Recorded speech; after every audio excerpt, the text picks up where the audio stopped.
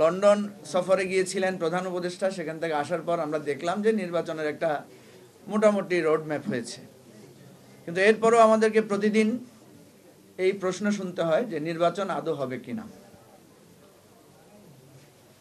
আপনারা জানেন যে এখন মোটামুটি একটা ভাবনা আসছে যে নির্বাচন ফেব্রুয়ারিতে হবে, কারণ ফেব্রুয়ারি ছাড়া আমরা আর নির্বাচনের সম্ভাবনা দেখি না। বরং আমরা বারবার সবাই বলছি যে ফেব্রুয়ারিতে নির্বাচন না হলে দেশে আরেকটা সংকট দেখা দেবে। খুব তোড়জোড় আমরা দেখলাম যে ইসলামিক দলগুলো তারা এক বাক্সে ভোট নেওয়ার জন্য তারা নানাভাবে বসেছেন। আমরা এটাকে সাধুবাদ জানিয়েছি, কারণ এভাবে হলে নির্বাচনে একটা প্রতিদ্বন্দ্বিতা হওয়ার আশা ছিল। কিন্তু ইদানিং আমরা দেখতে পাচ্ছি ইসলামিক দলগুলোর মধ্যেও কিন্তু বিভেদ শুরু হয়েছে। অলরেডি বেশ কয়েকটা পক্ষ অবস্থান বদল এগুলো হচ্ছে। বামপন্থী দলগুলোর মধ্যেও একটা জোট বা মহাজোট বা ঐক্যজোট তৈরির প্রচেষ্টা চলছে। আমরা যারা মাঝামাঝি আছি আমরাও চিন্তা করছি নির্বাচনকে প্রতিদ্বন্দ্বিতামূলক করার জন্য কি করা যায়। পুলিশের একজন খুব উচ্চপদস্থ কর্তাকে আমি জিজ্ঞেস করেছিলাম, ধরেন যদি যেখানে বিএনপির প্রভাব বেশি সেখানে বিএনপি কিছু কেন্দ্র দখল করে বা বাক্স নিয়ে যায়, যেখানে জামাতের প্রভাব বেশি সেখানে জামাত যদি কিছু বাক্স নিয়ে যায়, আপনারা আদৌ কিছু করতে পারবেন কিনা? উনি সাথে সাথে জবাব দিলেন না, কিছুক্ষণ চুপ থাকলেন, তারপরে বললেন, ভাই আপনারা গন্ডগোল করলে আমরা তো কিছু করতে পারবো না। সত্যিকার অর্থে পুলিশের এখন যে অবস্থা, যে পুলিশ কোনো ধরনের গন্ডগোল হ্যান্ডেল করার মতো তাদের মানসিক শক্তিটা নাই। এটাকে সমালোচনা হিসাবে না, বাস্তবতা হিসাবে যদি আমরা গ্রহণ করি তাহলে ভালো। আমরা সমালোচনা করে এখানে কোনো কিছু সমাধান করতে পারবো না। বাস্তবতা হচ্ছে পুলিশের মনোবল এই পর্যায়ে পৌঁছেছে, এবং সত্যিকার অর্থে এর বেশি হয়তো আমাদের কাউকে যদি পুলিশের দায়িত্ব দেওয়া যেত আমরা কতটুকু উন্নতি করতে পারতাম জানি না, কিন্তু পুলিশের মনোবল এর চাইতে ভালো হওয়ার এই অল্প 6 মাসের মধ্যে আমরা কোনো ম্যাজিক দেখি না। আওয়ামী লীগ প্রশ্ন, পুলিশের নিরাপত্তার প্রশ্ন, এবং যার যেখানে দাপট আছে তার দাপট দেখানোর প্রশ্ন, এই 3টা প্রশ্নকে খুব খোলামেলাভাবে আলোচনা করলেই এবং এই ব্যাপারে আমরা যদি চিহ্নিত করে সুপারিশগুলো করতে পারি সমাধান কি হবে, তাইলেই বলা যায় নির্বাচনটা কিছুটা গ্রহণযোগ্য হবে।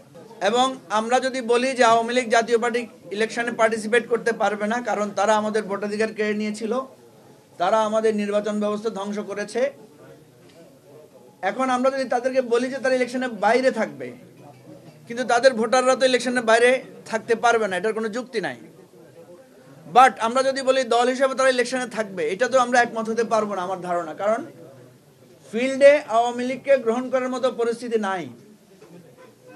মান্না ভাইয়ের এলাকায়, সালাউদ্দিন ভাইয়ের এলাকায়, আরও যারা যারা আছে ওনাদের এলাকায় যদি আওয়ামী লীগের কোনো প্রার্থী নির্বাচনে দাঁড়ায়, আমার নিশ্চিত বিশ্বাস সালাউদ্দিন ভাইয়ের অনেক ক্ষমতা, ওনার নিয়ন্ত্রণ আছে ওনার দলের উপর, ওনার এলাকায় আমি জানি, তারপরেও নিয়ন্ত্রণ উনি রাখতে পারবেন না।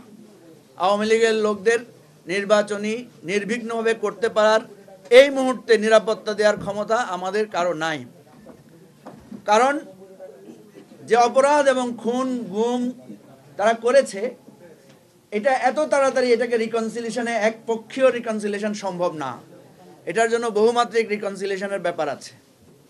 আমার কথাগুলো একটু আপনাদের অনেকের খারাপ লাগতে পারে, বাস্তবতার কথা হচ্ছে সেটা। একই প্রসঙ্গ জাতীয় পার্টির, এখানে তো রাশেদ ছিল, আছে না? হ্যাঁ আছে, ঠিক আছে। তো জাতীয় পার্টির বিষয়টা আমরা দেখলাম যে এটা একটা প্রশ্ন দেখা দিয়েছে, আমাদেরকে সবাই প্রশ্ন করে, আমি একটা উত্তর দিলে আর কেউ এটার জবাব দেয় না। আমি বললাম যে জাতীয় পার্টি যদি আজকে হাসিনা ক্ষমতায় টিকে যেত তাহলে জাতীয় পার্টির স্ট্যাটাস কি হতো? নিশ্চয়ই আমার দুই পাশে যে নেতারা বসে আছেন ওনারা থাকতেন জেলে, আর জাতীয় পার্টির নেতারা দাপড়ে বেড়ায় আমাদেরকে শিক্ষা দিতেন, এই বহুমাত্রিক গণতন্ত্র, বহুদলীয় গণতন্ত্রের গুণগান গাইতেন, এবং প্রতিদিন ওনাদেরকে আমরা পার্লামেন্টে ওনাদের ছবি দেখতাম। কি বলেন, ঠিক না? তাহলে সেই জাতীয় পার্টিকে আমরা কিভাবে একই স্ট্যাটাসে তাদের সাথে এই মুহূর্তে নির্বাচন করব? এই প্রশ্নগুলো বাস্তবতা। কেউ যদি এগুলোকে অস্বীকার করে হঠাৎ করে বলি আমরা যে বহুমাত্রিক গণতন্ত্রের জন্য আমরা সবাইকে নির্বাচনে চাই, এভাবে বিচ্ছিন্ন বিক্ষিপ্ত আলোচনা করলে হবে না, খোলামেলায় আলোচনা করতে হবে। এরপরে একটা ফেনোমেনন দেখা যাচ্ছে, আওয়ামী লীগের ভোটারদেরকে নিয়ে টানাটানি,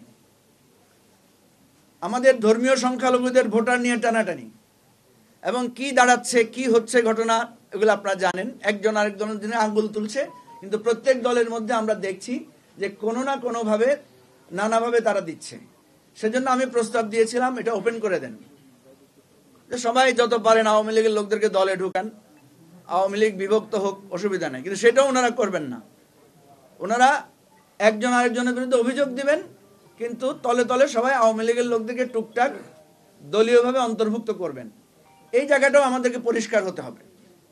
কারণ এই জায়গা নিয়ে আমি আপনাদেরকে বলছি, আমি ছোট মানুষ, এখানে সবাই ম্যাক্সিমাম লোকে আমার বড়, যুবরা ছাড়া।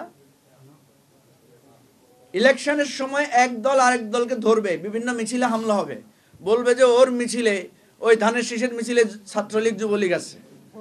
আবার বিএনপির লোকেরা বলবে যে ওই দাড়িপাল্লার মিছিলে ছাত্রলীগ যুবলীগ আছে। শাপলা বা ফুটবলের মিছিলে বা ইগলের মিছিলে বা বাসের মিছিলে যুবলীগ ছাত্রলীগ আছে। এই কথা করেই মারামারিগুলো হবে, আমি আপনাদেরকে বললাম। এই জায়গায় আমাদেরকে একটা ক্লিয়ার কাট পজিশন নিতে হবে।